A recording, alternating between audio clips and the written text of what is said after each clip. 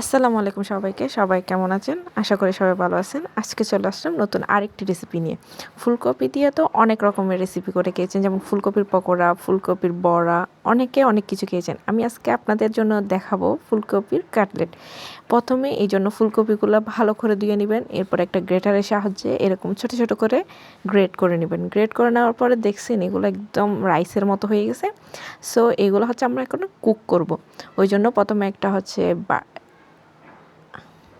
পাতিলে হচ্ছে আপনি তেল দিবেন। তেল দেওয়ার পরে এখানে হচ্ছে আপনি গোটা গরম মশলা, আদা, রসুন হচ্ছে দিয়ে দিবেন। দিয়ে দেওয়ার পরে কতক্ষণ নেড়ে ছেড়ে দিবেন যাতে হচ্ছে গন্ধগুলো চলে যায়। এরপর দিয়ে পেঁয়াজ কুচি দিয়ে দিবেন।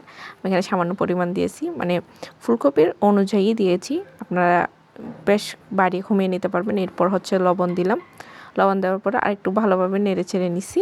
এরপর এখানে হচ্ছে আপনি মশলাগুলো দিব। এখানে মরিচের গুঁড়া দিয়েছি আমি 2 চামচের মতো, তারপর মশলা দিয়েছি আধা চামচের মতো, হলুদ গুঁড়া দিয়েছি আধা চামচ, তারপর জিরা, আর আমাদের একটা সিক্রেট মশলা আছে ওইটা দিয়ে দিয়েছি। এগুলো দেওয়ার পর একটু নেড়ে চেড়ে নেব। নেড়ে চেড়ে নেওয়ার পর দেখছেন কালারটা অনেক জোস আসছে না? এই কালার তেল উপরে যখন বেশ উঠছে তখন আমরা ওই ফুলকপি যে গ্রেট করে রাখছিলাম ওইগুলো ওখানে দিয়ে দিব। এগুলো দিয়ে দেওয়ার পর অনবরত নাড়তে থাকতে হবে। এখানে কোনো পানি ইউজ করা যাবে না, কারণ ফুলকপির মধ্যে অলরেডি অনেক পানি আছে। এগুলো হচ্ছে ছাড়বে, মানে দেওয়ার পরে হচ্ছে এগুলো ছাড়বে, ওই জন্য হচ্ছে আমরা পানি দিব না।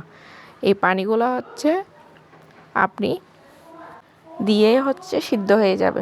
সো কিছুক্ষণের জন্য ঢাকনা দিয়ে রাখতে হবে। আমি এইখানে এর মধ্যে আবার কাঁচামরিচও দিয়ে দিলাম। কাঁচামরিচটা দেওয়ার পর আবার কিছুক্ষণ নেড়ে ছেড়ে ঢাকনা দিয়ে রেখে দিব সেদ্ধ হওয়ার জন্য। পানিটা কিন্তু ওই ফুলকপি থেকে বের হবে, ওই ফুলকপি পানি দিয়ে হচ্ছে এগুলো সবগুলো সিদ্ধ হয়ে যাবে। ঢাকনাটা দিয়ে এর ফাঁকে হচ্ছে আমরা একটা ব্যাটার তৈরি করে নিব, যেটার সাহায্যে আমরা একটা কোট করব।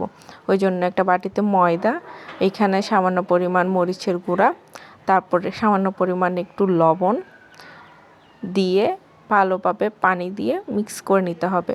ব্যাটারটা একদম পাতলা করা যাবে না, আবার ঘনও করা যাবে না। আমি আপনাদের টেক্সচারটা দেখাই দিব যে কীরকম করে আপনারা ওইটা মাখবেন। এটা মাখতে থাকেন, আমি মিক্সি করে আসছি, এই তো 1 মিনিটের মধ্যে মিক্স হয়ে গেছে। আপনারা জাস্ট দেখবেন এটার ব্যাটারটা কত পারফেক্ট হয়েছে। এইরকমই জাস্ট হয়েছে, এইরকম থিকনেসটা রাখবেন, বেশি নরমও না আবার বেশি ঘনও না, এরকম করেই রাখবেন। তো রাখার পরে হচ্ছে এটা আমি সাইডে রেখে দিছি, আর ঢাকনা খুলে দেখতেছি আমার এটা সেদ্ধ হয়ে গেছে। আমার প্রায় এখানে অলরেডি 80% কুক হয়ে গেছে। ওই জন্য আমি এর ভিতরে আরও কিছু অ্যাড করব। সো দেখতে পারবেন আমি কি অ্যাড করতেছি। সো দেখতে থাকেন। এটা লাগতেছে না একদম মানে চাউল টাইপের বা ভাত রান্না করতেছি ওই রকম। তো এর মধ্যে আমি সেদ্ধ আলু ম্যাশ করে রেখেছিলাম ওইগুলো এখানে দিয়ে দিছি। এরপর হচ্ছে ধনেপাতা দিয়ে আবার কিছুক্ষণ নেড়ে ছেড়ে নামিয়ে নিব। আমার ফুলকপির মিক্সচারটা রেডি একদম, বলতে গেলে দেখেন কীরকম একটা টেক্সচার আসছে। এরকম করে আপনারা হচ্ছে ফুলকপিটা রান্না করে নেবেন। রান্নাটা করে নেবেন। আমার প্রায় হয়ে গেছে, এখন আমি নামিয়ে নিব। এগুলো নামিয়ে ঠান্ডা করতে দিবেন। বেশি ঠান্ডা হলে চলবে না, হালকা হালকা একটু গরম থাকতে হবে। হাতে সামান্য পরিমাণ তেল মেখে আপনি যেরকমই শেপ দিতে পারবেন, আপনার যেরকম ইচ্ছা আর কি ওই রকম শেপ দিতে পারবেন। আমি গোল শেপেরটা দিছি, এরকম করে শেপ করে নেবেন ভালো করে। নেওয়ার পর হচ্ছে দেখেন আমি মাত্র 3টা রেডি করে আপনাদেরকে দেখাচ্ছি। ওই যে আমরা ব্যাটারটা রেডি করছিলাম ওইটার মধ্যে কোট করে ব্রেড ক্রামে কোট করে নিব। ব্রেড ক্রামটা আপনারা না থাকলে বিস্কুটের গুঁড়াও ইউজ করতে পারবেন, বিস্কিটগুলা জাস্ট গুঁড়ি গুঁড়ি করে। তারপরে হচ্ছে এরকম ব্রেড ক্রামভাবে ইউজ করতে পারবেন। আমাদের ব্রেড ক্রাম ছিল বাট আমরা ওইটা ইউজ করিনি।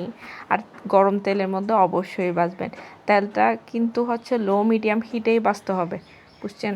নাইলে কিন্তু ভিতরে কাঁচা থেকে যাবে আর উপরেরটা হচ্ছে ক্রিস্পি হয়ে যাবে, মানে পুড়ে যাবে। আমারটাও ওই রকম হয়েছে, আমি ফ্লেমটা হচ্ছে ভালো করে দেখি নেই বিধায় আমার এই কাটলেটগুলাই হচ্ছে পুড়ে গেছে। আমি এরপরে যখন আবার বানাইতে গেছিলাম তখন পারফেক্ট হয়েছিল, বাট যেগুলো ভিডিওর জন্য নিয়েছি ওইগুলো হচ্ছে একদম পুড়ে গেছে, ফালতু হয়ে গেছে। আমি এর পরের দিন আবার বানিয়েছি। ও আচ্ছা হ্যাঁ, ওখানে হচ্ছে আপনি আবার ফ্রোজেন করে রাখতে পারবেন, যেরকম করে আমরা প্রসেসগুলো দেখাইছি যে কোট করে ব্রেড ক্রামে, ওইরকম করে আপনি ফ্রিজে 3 থেকে 4 মাসের মতো সংরক্ষণ করতে পারবেন। আমি ওইটা লাস্ট অ্যাড করে দিব আমি কীরকম করে রাখছি, আমি ওই রকম করে আপনারা রাখতে পারবেন। এই দেখেন আমার ফুলকপি কাটলেটের ফাইনাল লুক অবশ্যই সুন্দর হয়েছে, তাই না? একটু পুড়ে গেছে আর কি, সমস্যা নেই।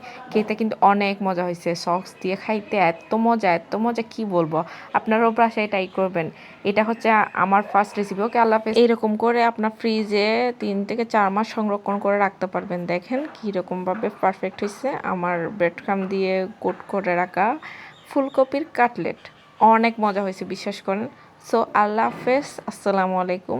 ভিডিওটা ভালো লাগলে অবশ্যই লাইক কমেন্ট শেয়ার করতে ভুলবেন না। টাটা।